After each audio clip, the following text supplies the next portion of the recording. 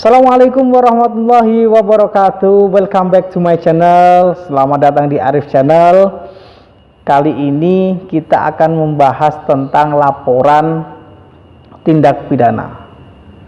Sebelum masuk pembahasan, jangan lupa tonton sampai selesai, like, subscribe, and share yang menjadi pengetahuan kita bersama. Saya ingin bertanya nih sama teman-teman, gimana kabarnya nih Mas Bro, Mbak Bro semuanya, sahabat-sahabat subscriber, sehat semua kan?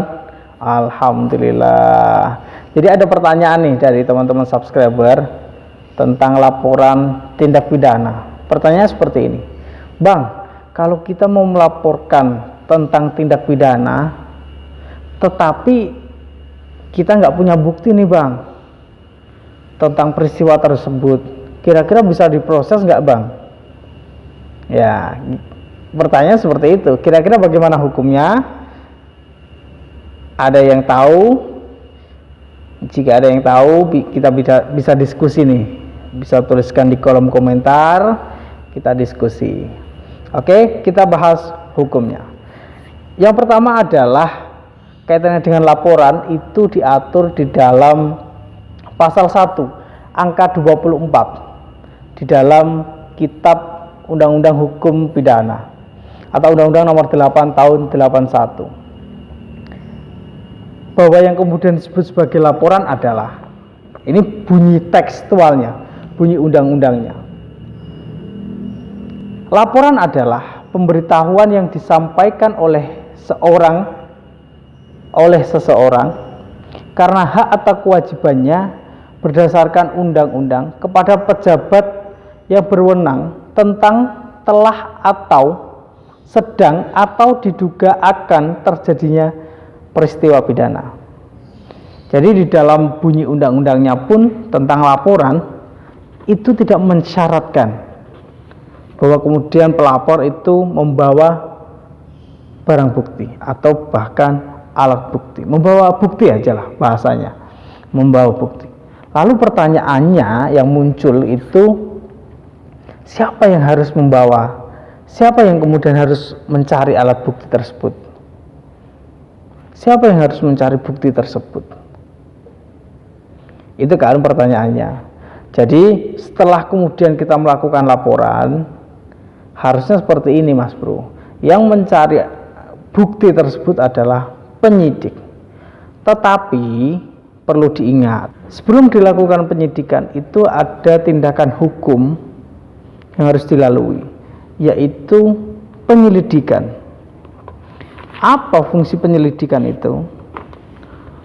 Bahwa yang kemudian disebut sebagai penyelidikan adalah serangkaian tindakan penyelidik untuk mencari dan menemukan suatu peristiwa yang diduga sebagai tindak pidana guna menentukan dapat atau tidaknya dilakukan penyidikan menurut cara yang diatur di dalam undang-undang ini. Jadi setelah kita melakukan laporan, pasti penyidik itu datang. Dia akan mencari, bukan mencari alat bukti, tapi mencari, mengidentifikasi peristiwa ini sebenarnya peristiwa pidana atau bukan. Jangan-jangan ini peristiwa perdata, ya kan? Itu yang kemudian harus ditentukan oleh penyelidik. Dia akan menentukan, oh iya memang betul ini peristiwa pidana. Baru kemudian dilakukan penyidikan. Apa itu penyidikan? Tindakan penyidik dalam hal dan menurut cara yang diatur di dalam undang-undang ini untuk mencari serta mengumpulkan bukti yang dengan bukti itu membuat terang tentang tindak pidana dan guna menemukan tersangkanya. Jadi yang kemudian harus mencari alat bukti adalah penyidik. Beban untuk pembuktian atau mencari bukti tadi tidak ada pada pelapor, tetapi ada pada penyidik. Tapi perlu diingat, ketika kita melaporkan pada pihak yang berwajib atau hal ini adalah kepolisian, kita harus jujur, benar-benar. Jangan sampai kemudian kita melaporkan bohong peristiwa yang bohong.